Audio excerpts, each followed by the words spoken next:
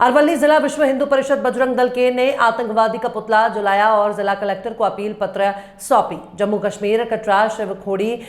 और कश्मीर कटरा शिवखोड़ी में एक हिंदू तीर्थयात्री पर हमला किया गया, जिसमें 10 तीर्थयात्रियों की मौत हो गई, जिसका पूरे भारत में गहरा प्रभाव पड़ा।